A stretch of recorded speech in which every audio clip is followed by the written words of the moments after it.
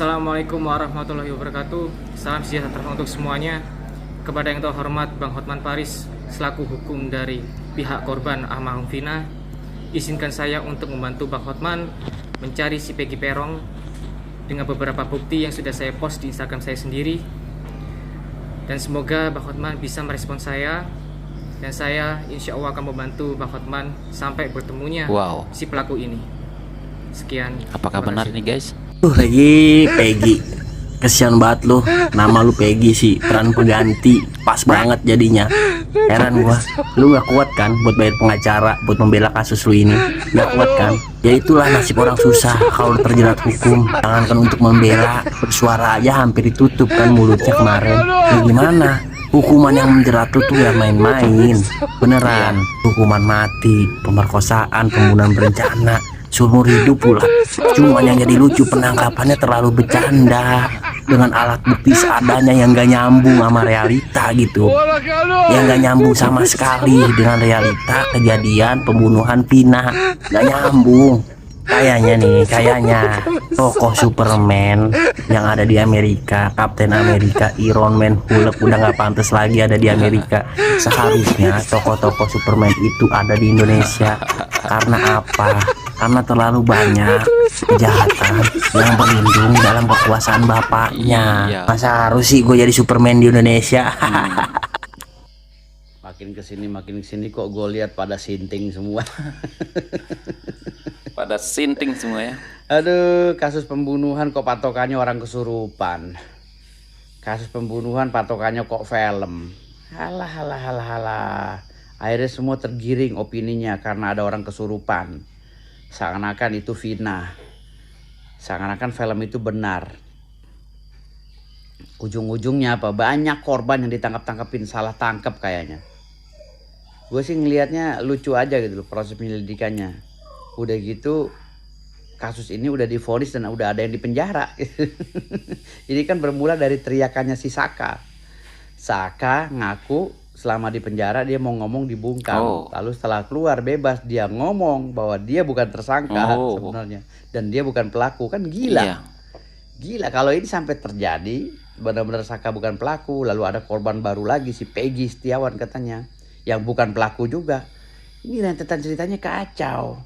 Lantas anak-anak pejabat yang dibilang anak pejabat itu siapa? Kacau semuanya. Kacau emang. Gitu loh. Banyak juga yang mengaku katanya percaya sama ilustrasi yang diberikan oleh orang kesurupan itu. Siapa temannya si Vina itu? Linda. Itu. Katanya nggak percaya dukun. Hah? Sekarang kok pada ala-ala dukun sih gayanya. Ala-ala dukun ya. Kualat lo gue ya.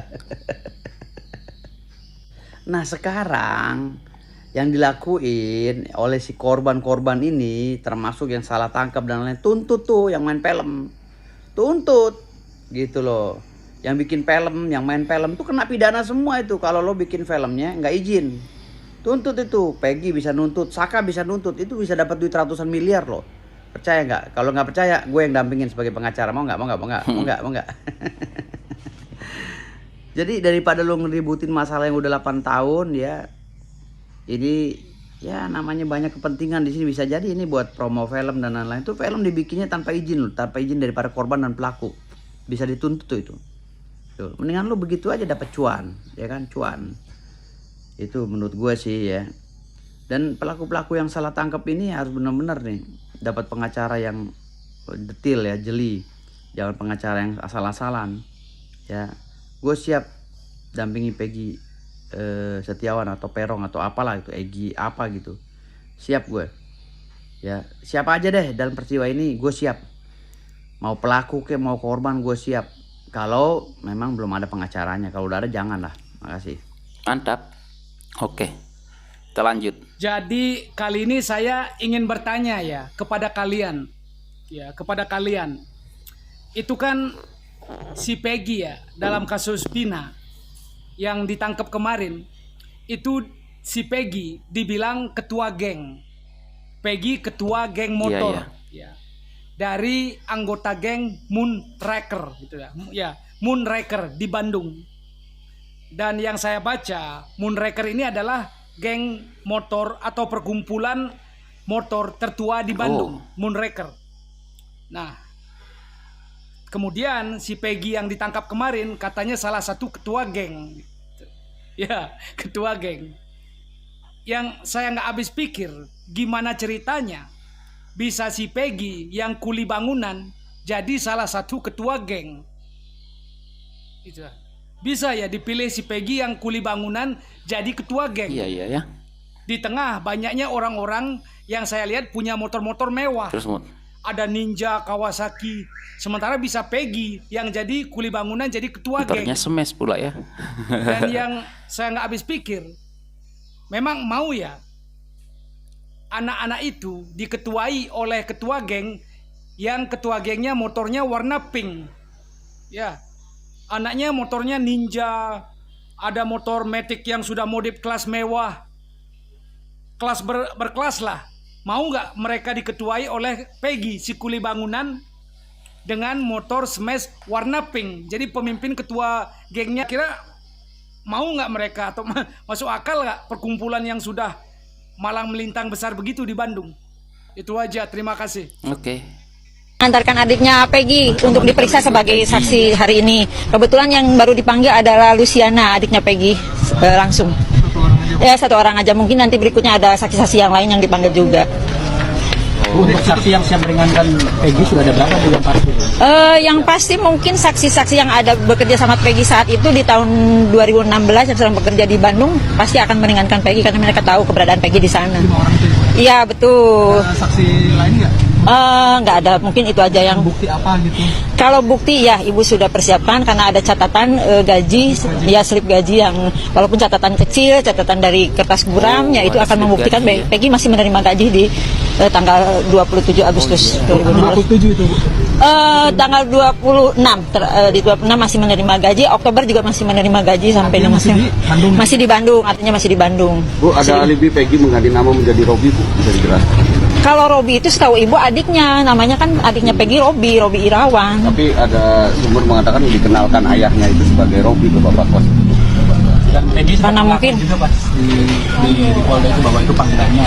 Ya mungkin teman-temannya katanya sempat memanggil dia sebagai Robi, tapi tidak ada KTP ataupun bukti-bukti yang dirubah oleh Peggy menjadi Robi kan. Bukan mengganti identitas. Ya artinya tidak mengganti identitas, identitasnya tetap Peggy Setiawan, baik KTP, ijazah, kartu keluarga, semuanya rapot itu masih Peggy Setiawan. Kalau misalnya yang namanya identitas itu kan KTP, bukti-bukti surat. Kalau misalnya panggilan kan ibu aja Sugianti Iriani bisa dipanggil Yanti, dipanggil Yanti, iya. Penyidik sana bahwa ada indikasi Robi untuk mengganti identitas, itu nggak benar ya Bu ya? Iya, tentunya nggak benar lah. Kalau identitas itu pasti surat-surat yang dirubah, misalnya KTP-nya dirubah menjadi Robi, itu berarti identitas.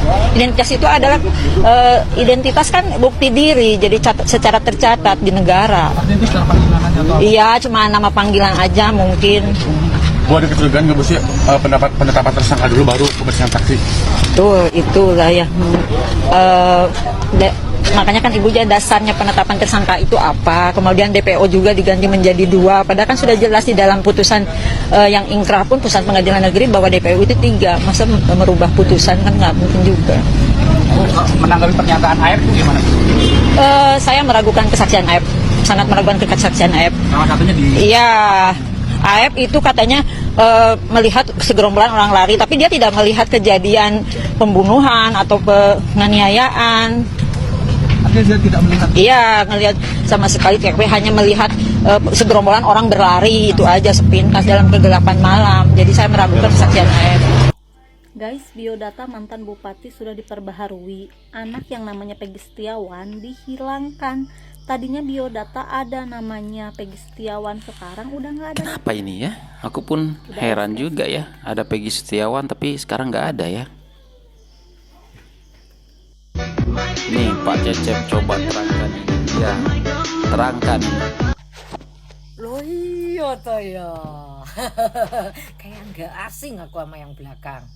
Ya jelas nggak asing karena udah diundang oleh TV One. Nah kebetulan waktu diundang TV One itu mendampingi Ibu Gubernur ya. Bahkan ada suatu video Gubernur, Bupati konten ya. Mereka foto berdua tapi posisinya nggak seperti ini ya. Tetapi sama netizen itu disandingkan sama mantan gubernur plus Ibu Gubernur itu. Emang nggak ada perbedaan loh ya. Mirip banget. Bahkan ketika ada salah satu netizen Yang penasaran dengan silsilah keluarganya, coba datang ke Google, membuka gitu kan, membuka di Google silsilah bapak itu. Memang salah satu dari anaknya yang awalnya 5 orang, yang kebetulan ketika orang-orang sebelumnya membuka Google itu langsung di capture, langsung di share kayak gitu. Terus ada orang yang masuk lagi, itu anaknya berkurang di Google. Kemana itu? Bang Cecep, kemarin memang anaknya sampean ini ya, kemarin klarifikasi bahwa dia bukan anak yang netizen tuduhkan gitu kan. Tapi pertanyaan saya, kenapa anak Bang Cecep bisa sama dia? Sanksi enggak sih? Sanksi enggak sih? Sebenarnya jika hukum di Indonesia itu memang tegak lurus dan benar-benar yang diambil sumpah jabatannya itu melindungi rakyat yang tertindas atau terzolimi, terlepas dia mau orang kaya atau bukan, tapi real terzolimi, bukan orang yang bersalah, ya kan? Semuanya itu cukup mudah, apalagi netizen sekarang itu banyak membantu. Kenapa saya bilang kayak gitu? Apabila seorang netizen di Indonesia itu melihat ada yang terzolimi, itu kan apa ya, dengan cepat itu ya, langsung mengorek-ngorek, menelisik segala macam ya. Dan akhirnya membuat semua pelaku yang DPO 4 orang itu terungkap. Ya, sebenarnya bagian kepolisian tuh enak aja, tinggal nangkep wes, sudah dibantu sama netizen. Tapi ini kan sayangnya enggak. Dan ketika nangkep pun kayaknya salah orang gitu kan. Yang menambah simpati dari netizen kepada orang yang bernama Peggy itu. Dimana pemikiran kami ya, saya termasuk ya, dan sebagian besar rakyat Indonesia itu kayaknya salah tangkap, makanya mengundang rasa simpati, empati dari orang. Ya banyak yang gitu. bilang kayak Giliran gitu ya. bisa nangkap malah terkesan salah orang kayak gitu kan.